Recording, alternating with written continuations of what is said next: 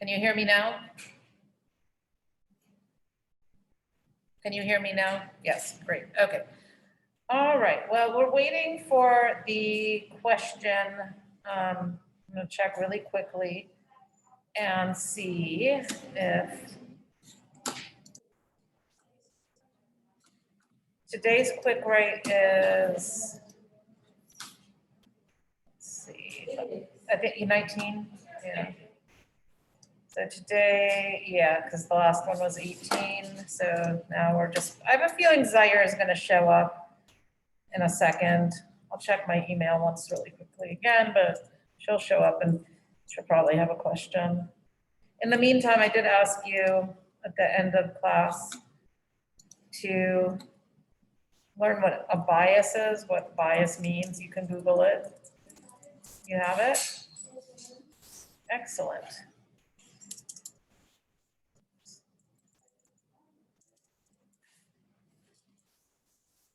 Did anybody else? Is the prejudice in favor prejudice in favor of or against one thing, person, or group compared with another, usually in a way considered to be fair? Okay, so I'm gonna read that out loud. I mean, I'm gonna repeat after you so that everybody can hear it. So you said a prejudice. In favor of or against one thing, person, or group. Okay, a prejudice in favor or against one thing, and what else? Person or group compared with another, usually in a way considered to be unfair. All right, so prejudice or favoritism to a person or a group, and it's usually considered to be unfair. So the word that everybody knows is prejudice more than bias. So bias has a more neutral sound to it, and so people might be a little bit more willing to say, I'm biased one way or I'm biased another way. Is anybody bias-free? Can humans not be biased? No. So out here, Zoom folk, if you don't mind, would you put your cameras on? So over here in the classroom, everybody says that it's not possible to be unbiased. We all have biases. So, but is it possible to be unprejudiced if bias and prejudice are basically the same thing?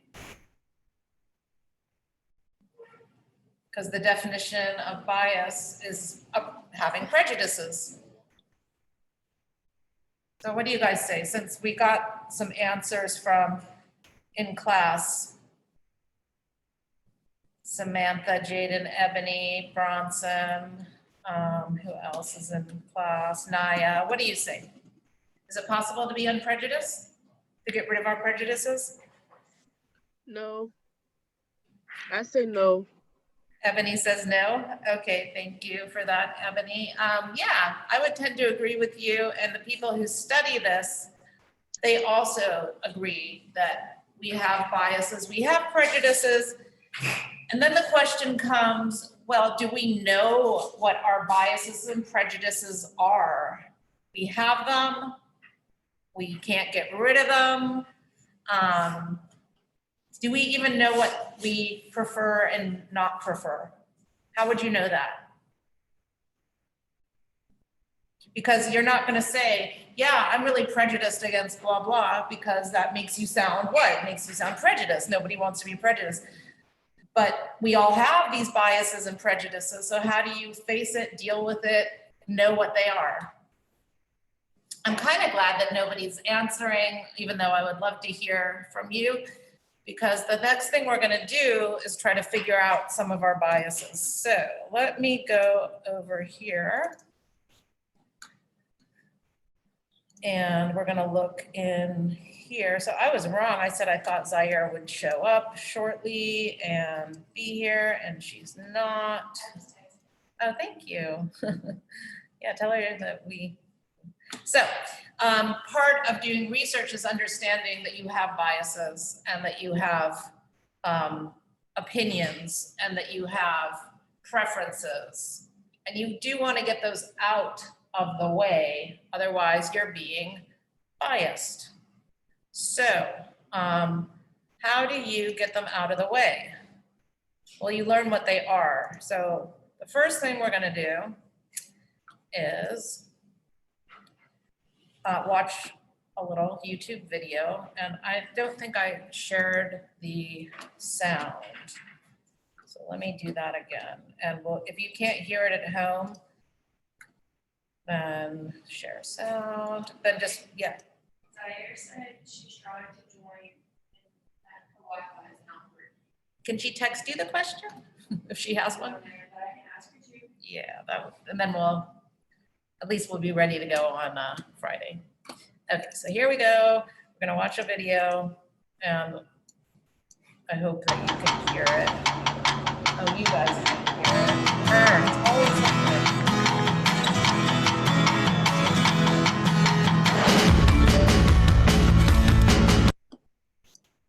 Hold on. All right, system preferences. I thought I had this all fixed and understood it. Oh, here we go. Now it's 2 gonna. years ago, while attending an infamous technology conference, someone wanted to interview me about gender. So before we go there,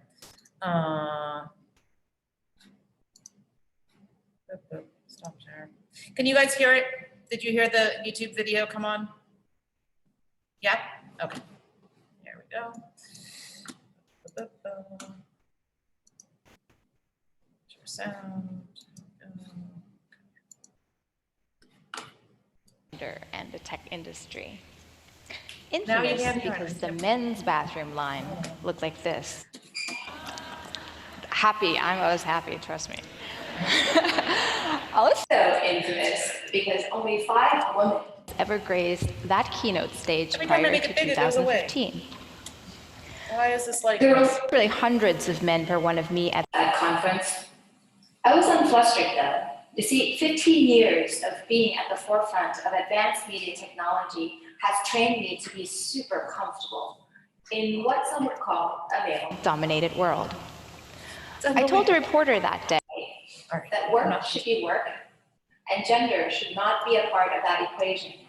If my work is good, then it speaks for itself. Next question.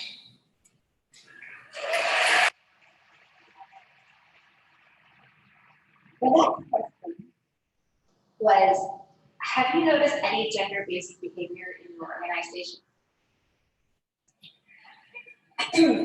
She didn't publish my post.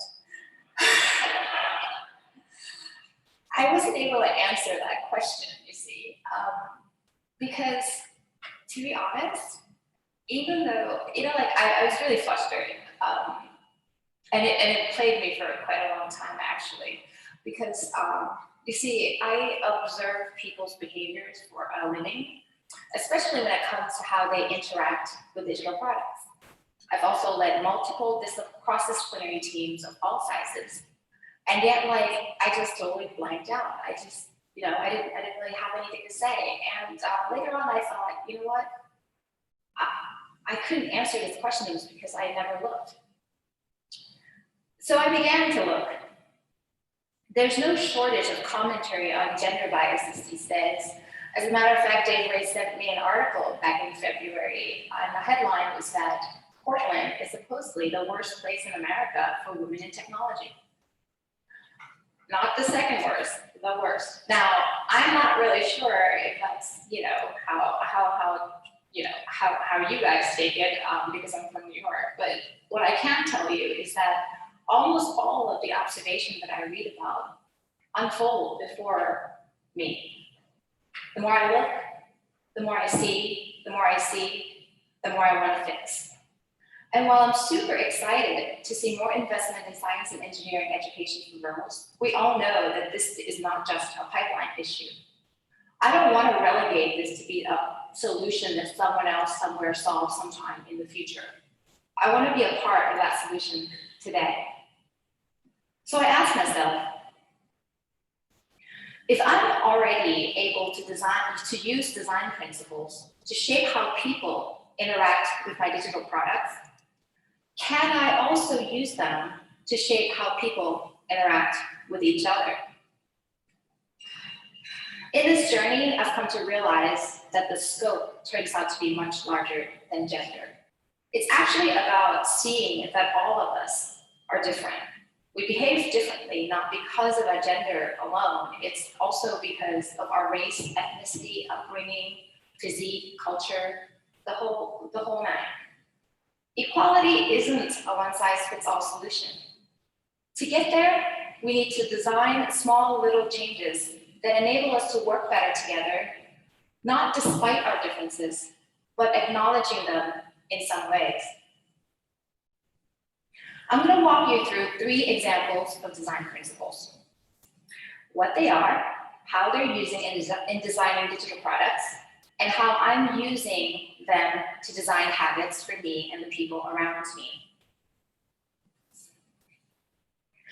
In design, affordance gives us a clue on how to perceive something, like a doorknob affords twisting or a chair affords sitting. It's not quite like a functional descriptor of something. It's not like an apple affords eating. That's not right. Affordance is more of a primitive, subconscious reaction to an object. Here's a quick exercise on how to think about this. Which of these 2 headlines commands more importance? What about these 2 objects? Which of these 2 people? The average height of a CEO of Fortune 100 companies is 6'2". I'm 5'3" without these crazy heels. I notice this because I get interrupted a lot in meetings. You see, being overlooked or getting interrupted happen because little short people carry certain affordances. From prehistoric times, big people are perceived to be stronger, more commanding, leader of the tribe, etc. I'm obviously not going to grow anymore, so what do I do? So one day I started standing in the meetings that I lead. Immediately less interruption. I kept at this for a little while just to be sure it wasn't a fluke. And actually it did work. And then I advised my team to do the same thing. Not long after that, I get this message. 30% less interruption. Remember that affordance is a subconscious reaction. We oftentimes don't register affordance biases until we're actually at the receiving end of it. If you're the taller one in the room, chances are you might not even notice how you're behaving. By noticing my own affordances, I can take positive actions towards addressing my own shortcomings. More importantly, by paying attention to other people's affordances, I can become aware of the biases that I place on them, perhaps unknowingly. And that gives me a chance to say, hey, how can I act differently to be a little bit more inclusive? A narrative context is the overall message you want to convey to users in your design. A good design has 2 elements. It should address very clearly what it is and how you should feel about it. Here's a simple example of how Google does it. You're here to search. That's what the search box is for. The Google Do animation at the top gives that sense of playful feel to what otherwise would just be straight up functional. The 2 elements combined together becomes Google's narrative context. When we communicate with one another, narrative context also comes into play.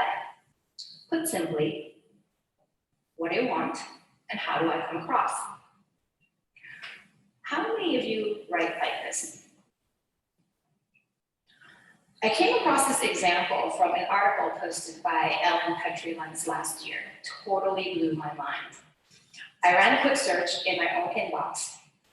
Last year, of all of the emails that I sent out, 25% of them contained the words just. You can try it at home to see how you fare out.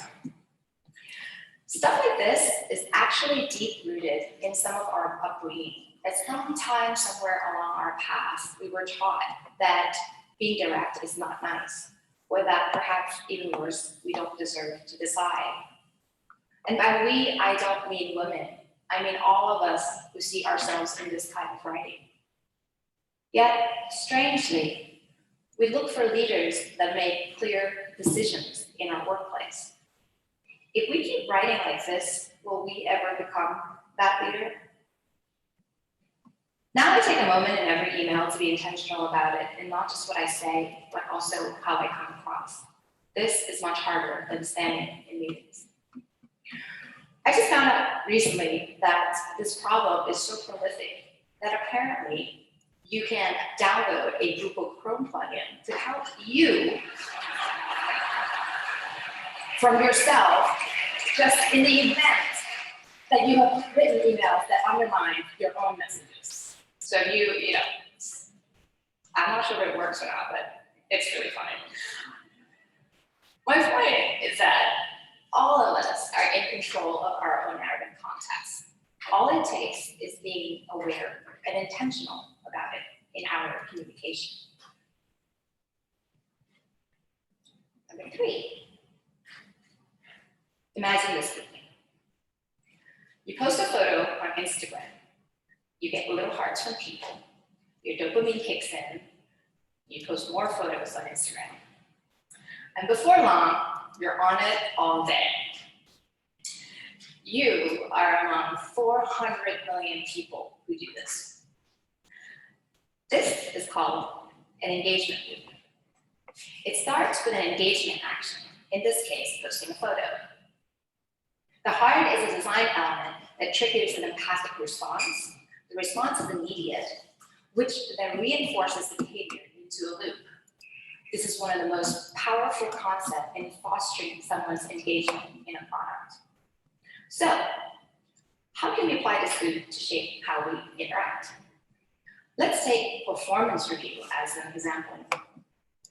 How many of you have to fill in a performance review for your job at the end of the year? Can I see a quick raise of hands? Okay, good, me too. There's enough of you to do this. Okay, so you know how this feels. Doing reviews at the end of the year is a little bit like posting a photo on Instagram today, and then like nothing happens until like a year later, you get like 1 heart.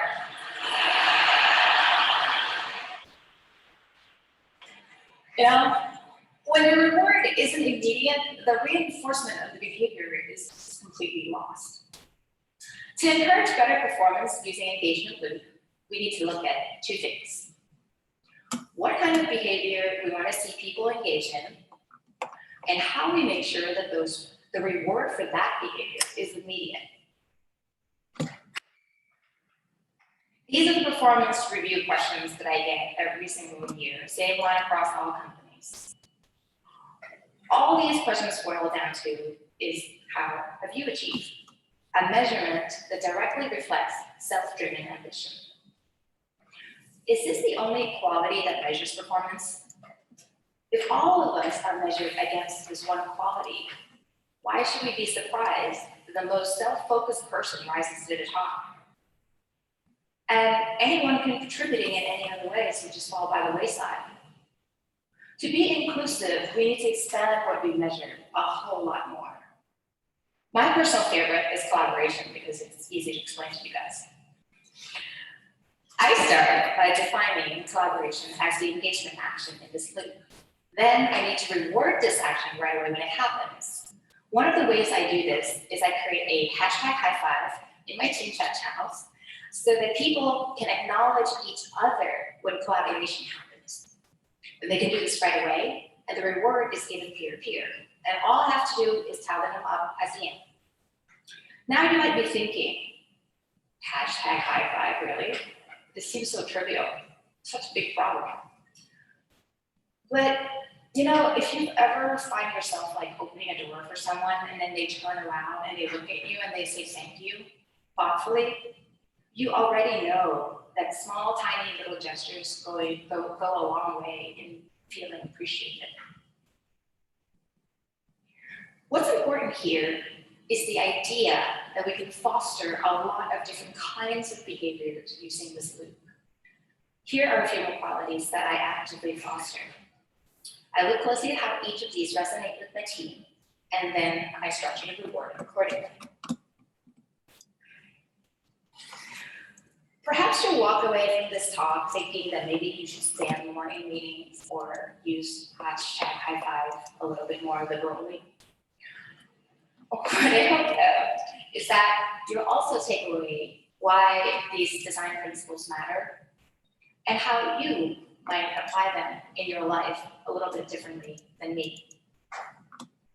So yeah, I'm a woman, a minority, a foreigner. I'm really short, and my age is ambiguous.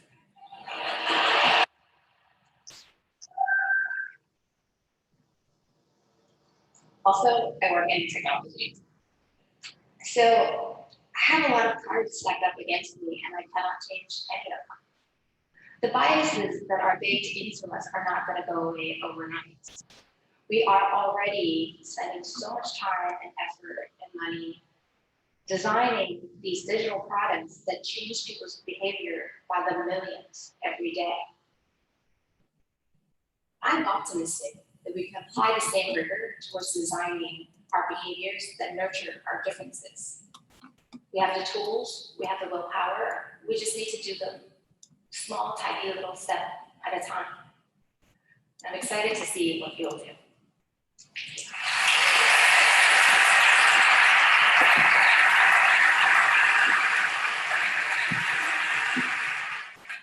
Okay, so what we're gonna do is first discuss what she is saying she knows about other people and the way they think about her. So what are the biases that she feels are working against her?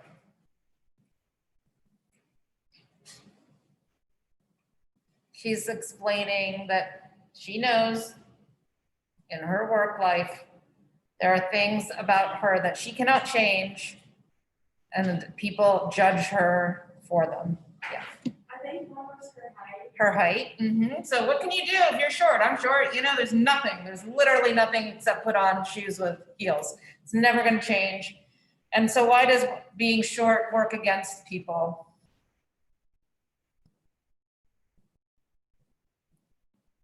Why? She explains it at the very beginning. You get interrupted. Say it again, Mia. You don't look as powerful. You don't look as powerful. That was her example. And so she comes up with a solution for this, and she had a special name for it. Right. She stands up, so she creates an affordance. And so that's called an affordance. And it's things that you can change to sort of level the playing field. So she's in a particular line of work, and she has particular affordances.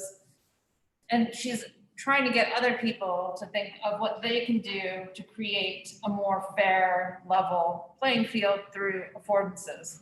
What is her line of work? She says it. Technology, yeah. So what's the, why is technology a place of work where it's known to not be particularly friendly to certain kinds of people? So the big tech companies are Apple, right? Google, Microsoft. What's the stereotypical employee? And these are the biggest companies in the world, by the way. They are among the most powerful companies anywhere. You know, we've got some rivals right now, like TikTok is not American, it's from China. So, but most of the big tech companies that are big and international are American. Samsung is another one that's Korean. So what kind of people work in technology, which are the best paying, fanciest jobs that exist? It's men. What kind of men? Typically white men, yep, but there's also, interestingly, a lot of men from India who work in the United States. The Indian subcontinent supplies a lot of tech workers. So really the prejudice is not so much just against, it's not just white men, it's women. Women have a harder time working in technology. Why is that? What do you think? Do you think it's because women aren't as good at technology? Nope, because all day long, I engage with computer stuff, and I know that my male colleagues, some of them are good, some of them aren't. I would say overall, probably women are better at the whole thing, but I don't know. I haven't done a study of this. So why is it that women aren't getting pushed up the chain if they're good at it? And they used to be, this is so interesting about technology, there used to be far more women interested in it. There used to be far more women who were computer programmers, and then these powerful companies came into play. And guess what? Women all of a sudden were no longer the main players. And one of the reasons that women were the computer nerds is because you have to be very detailed and precise, you know? If you get one little thing wrong, boom, it's not gonna work if you're writing a computer language. And so that it was considered this like annoying job to be a computer programmer where you had to get every little, it's like doing MLA all day long. So, so why is it that women no longer are the forefront technology workers?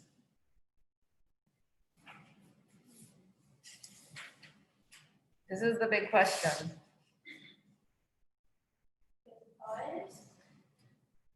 Like, this she mentioned something about how, like, normally the guys in charge, they're men and they're big and 6'2", and like you guys said, like, they look more powerful, they seem more, Yeah, let me repeat that so that people at home can hear what you just said, because it's because of bias. So these guys who became good in computers, like Steve Jobs or Microsoft man whose name has slipped my, why can't I say his name? Anyway, the Microsoft guy who was, Bill Gates, he has more money than God. Who do people favor? So Steve Jobs was this, guy in California. Bill Gates is this guy in Washington. Who do people want to hire and be around? It's good that you don't know. I feel like I'm teaching you something. People want to be with what? All day long, every day. Who do you want to be with? Your friends, your family, people who think, look, act like you, right? So we have biases. We prefer the people who we get along with because they are like us, they're not challenging us, they are making us comfortable, which is fine if that's your friends and family, but guess what? It works like that at work too. So who does Steve Jobs and Bill Gates hire?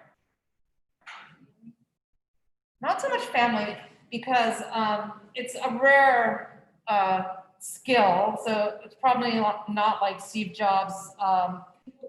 People like them. Yes, what were you gonna say? I was gonna say, like, men with the same ideas. Yeah, men who are on the same page with them. So that's who gets hired at technology companies. And so what do you think, you guys? So this is like the question, should the technology companies, the Googles, the Apples, the Microsofts, should they work against just hiring people who think like them or not? Yeah. So you say yes. What do you say? Should big companies work against their tendency to hire people who make them feel comfortable and think like them? Think about it. What do you say, Bria? Yeah, do you think it's a good idea that they do this? Because they do. There's no question. That's animal, because like, if they get people not like them, I don't know, I feel like they can come up with different ideas and stuff. They will come up with different ideas. There's no doubt, like, that's true. What were you gonna say, Mia?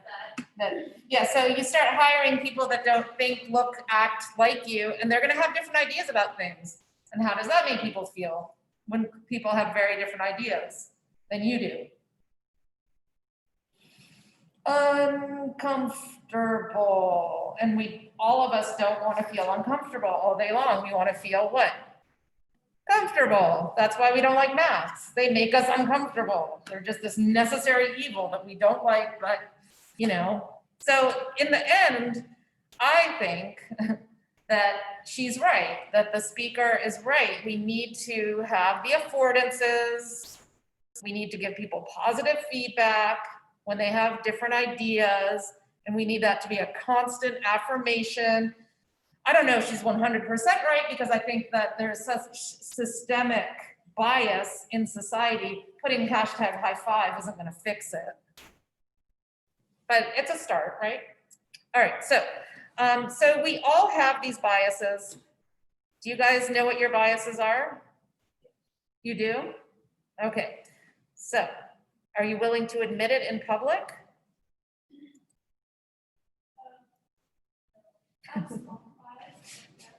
I mean, some of our biases are like, I'm biased, I like pit bulls. So I like Mia because she likes pit bulls, you know, like it's, yeah, I know my biases.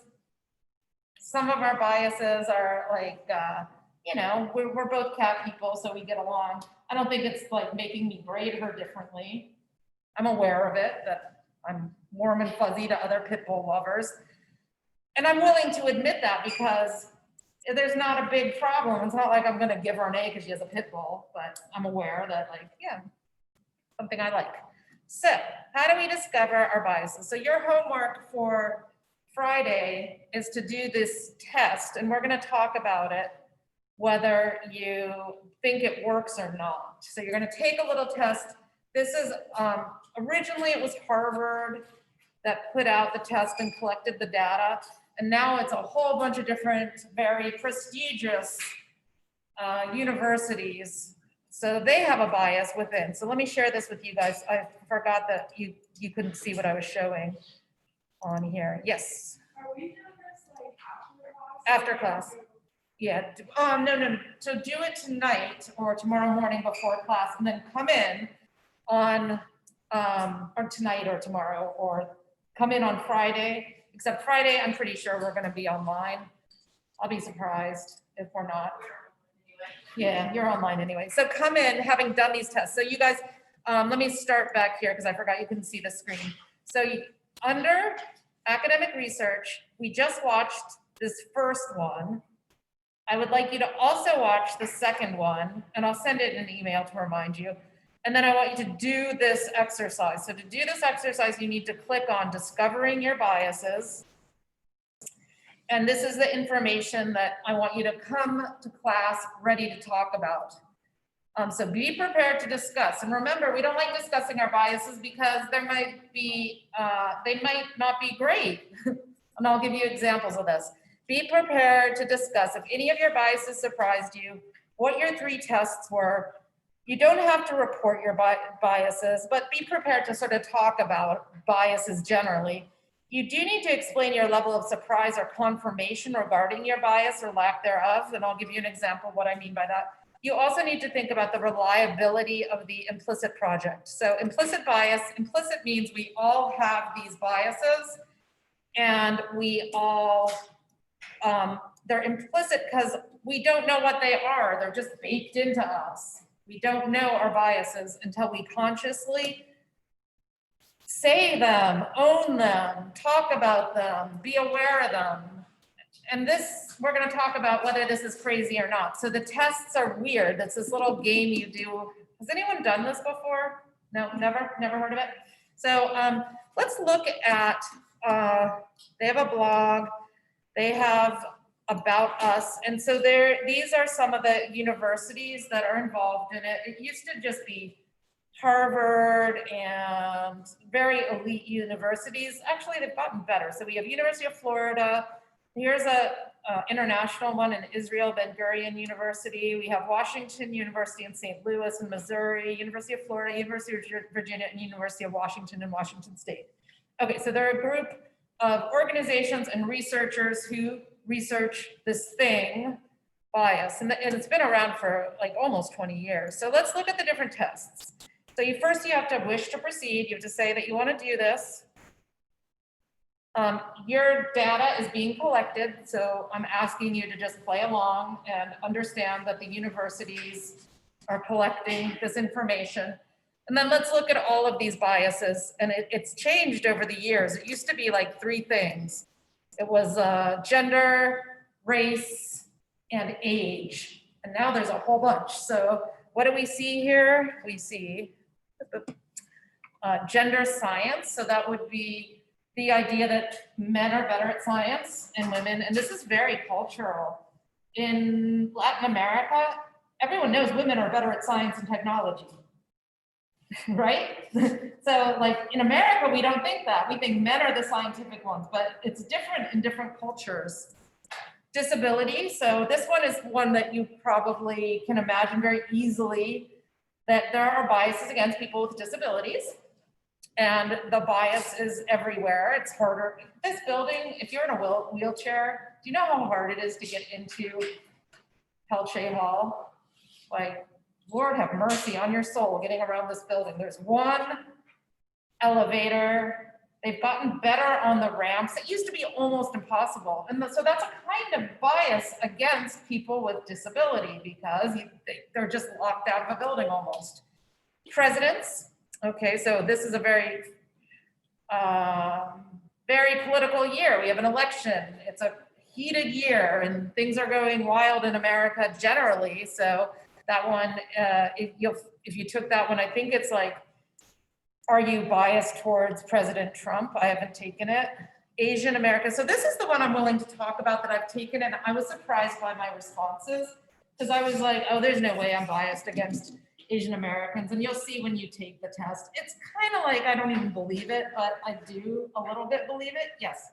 So do we have to take all of these? No. Okay. 3. You have to take 3.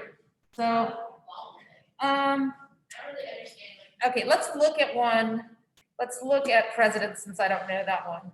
is it gonna tell us whether we're biased? It is, but you don't have to believe it. I was just wondering. Yeah. That's what the- So you answer the questions. Okay, it's about Reagan. You guys don't even remember Reagan. I guess you can decline to answer. Let's say I strongly prefer, I'll answer for myself. I don't like on either of them. I'm gonna say decline to answer. Okay, how warm? So I would feel somewhat cold. Okay. Ronald Reagan. Somewhat cold too. Yeah, yeah. All right. Political party. How cold do you feel the fall? You'd be surprised. You guys are like, she's so liberal. Slightly cold. No. So then, all right. No, very cold. Yes. Wait, what was that? That was the Republicans. Very cold towards the Republicans. Oh, my goodness, I took it. Okay, so we haven't even gotten to it yet. We haven't even gotten to, there are 7 parts, continue. Parts, okay, so this is where you need to pay attention. Part 1 of 7, okay? So you're gonna use the space bar. Let me try to pay attention. E for Ronald Reagan and I for Donald Trump. This is why I'm gonna make you take 3 because it takes so long to figure out what they're, so please read the instructions. Okay, so press I for Trump.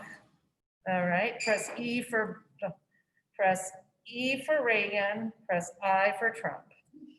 Okay, press E for Reagan, press I for Trump. So it warms you up.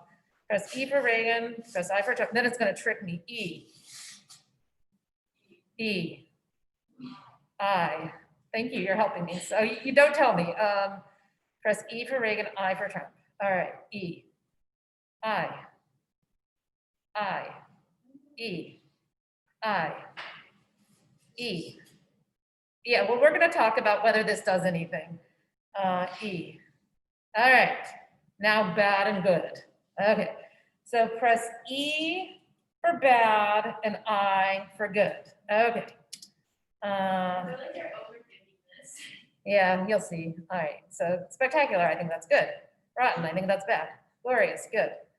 Negative, bad. Smiling, good. Bad, yucky, E. Poison, that's bad. Happy is good. Friendship, that's good.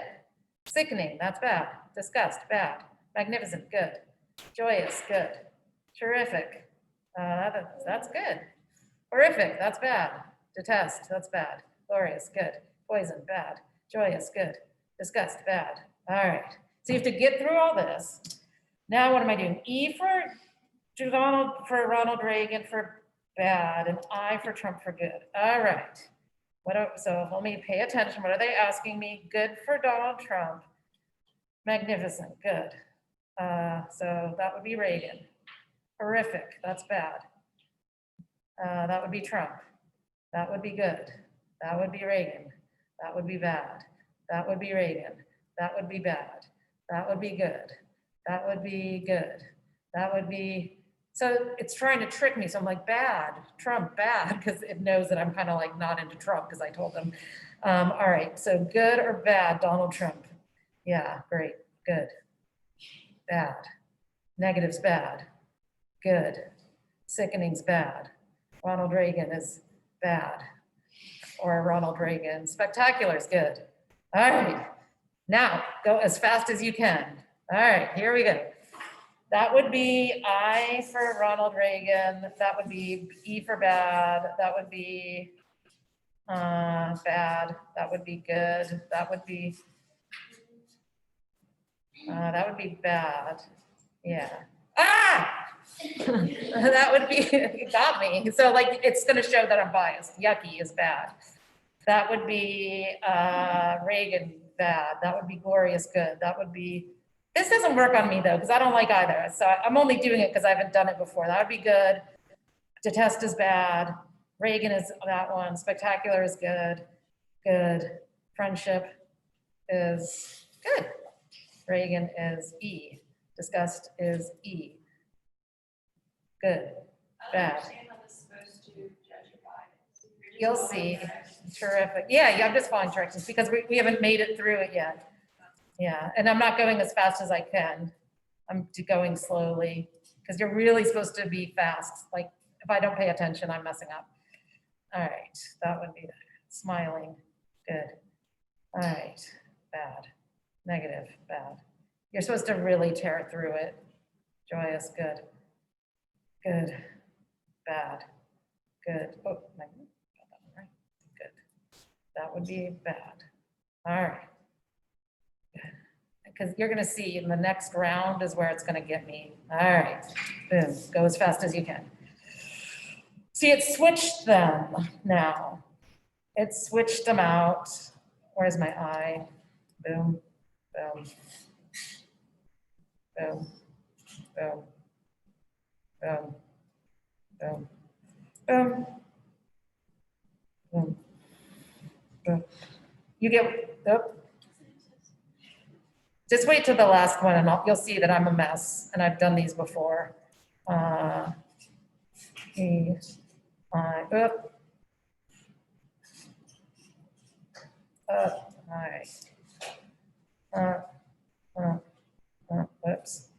I feel like I have not done this in class with students before. And so I had students in prior classes say, I didn't understand what we're doing at all. You guys understand what's going on, right? Yeah. Okay. Okay, so here we go. And so they switched it around. So now Donald Trump's bad and Reagan is good. You see? So now I'm going to be confused. So Donald Trump is E. Oof, I messed up. Reagan is I. Smiling is I. Trump is E. Glorious is I. E is I. I'm not, you probably shouldn't read them out loud. I'm gonna try to be quiet. Ugh. Ugh.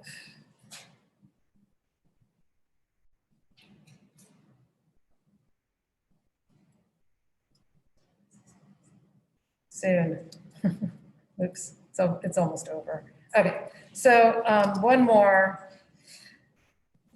I'm gonna end it since we are almost out of time and I wanted to get to Zaire's writing prompt. It's gonna show me whether I'm biased towards Reagan or towards Trump, which I feel comfortable telling you guys I don't like either one. And so like the bias is gonna be like not that important. But the one I was not comfortable with was, the Asian Americans. Apparently I find Asian Americans foreign, which is a bias because if you're born in America, guess what? You're not foreign, you're American. And I was really surprised that because I have Asian American cousins. I've known them my entire life. They are not from another country, they're from here, and yet and I believe that I probably do have that bias. Okay, so what are you doing again for tomorrow in class? You're doing how many? 3, and I will send it to you, and I want you to watch another video on bias. And then we're gonna talk about why, why bias, you need to recognize bias.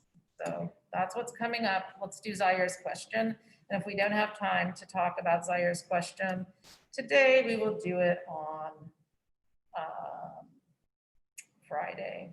So here we go.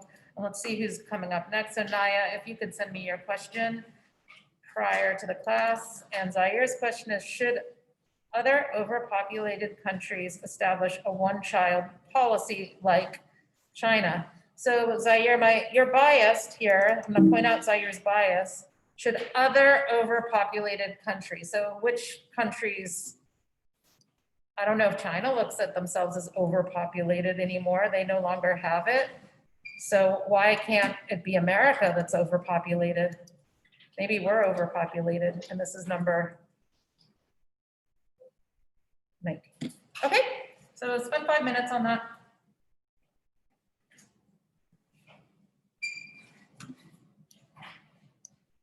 That would be an argument about talking about why is America overpopulated. It's about the one-child policy. So let me see, I'll look it up. When did the policy begin? They used to only allow children.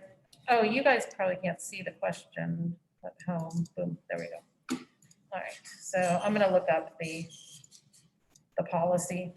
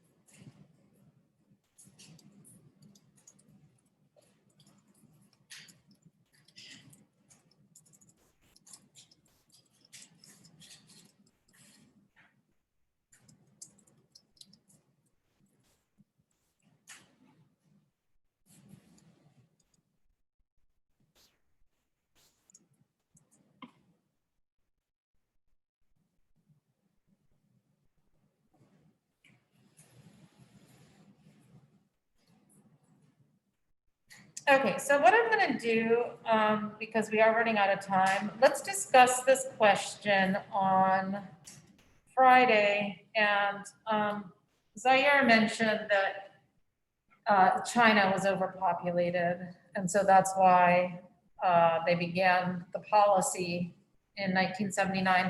And it's just coincidentally, this is a great example of such an explicit bias, the one child rule, because look at the ruling. It was introduced in 1979, so this is not implicit, it is explicit. After a decade-long two-child policy modified beginning in the 1980s to allow rural children a second child if the first was a daughter. So who are they favoring in terms of giving birth? Who do they want to see born? If you had a daughter, then you could have another child. So who did they favor? They did not favor girls. The guys. The girls didn't even count. They wanted male babies. So that's the society, it's Chinese society saying we want more who? We want more boys. Why they want more boys? We can talk about that on why society favors boys. We can talk about that on Friday. Okay, so, yes. You are, I think. So if you don't mind emailing it to me beforehand, that'd be great. We'll talk about it Friday. I'm fairly confident that, so yeah, Tiffany put it out there that they want the last names of boys. I don't know if naming works the same in China, but probably. So I'm fairly confident that we're going to not be in person, and just look for the email where I'm gonna ask you to watch another TED Talk on bias and to do 3 of those tests. And we can talk about whether the tests are accurate or not. Like in my case, having a bias, I don't care about either one of those presidents. I'm not strongly biased for or against. I don't know what'll happen if I go back and look it up and do it. Like maybe it'll say I'm biased towards Reagan or biased towards Trump, but it's like, it's kind of a non-issue, that one for me. You should choose the ones that are an issue for you. The ones that you think are going to be like, uh-oh, it might show a bias. All right, any questions? Yes. You don't have a date, or you don't know your date? Okay, let us look at that really quickly. Shamira, why you got excluded, I do not know. And everybody else, if you're excluded, please let me know. So let's see, where's. Yeah, probably. I don't want to be sharing this one. You guys can go if you feel that you're done. I just want to go here, boom, boom, boom. All right, so I guess you're going to be November 4th, Shamira, is that okay? Okay. And no, you're not next. Naya's next. So, do you have a date though? Sure. Oh. Bye.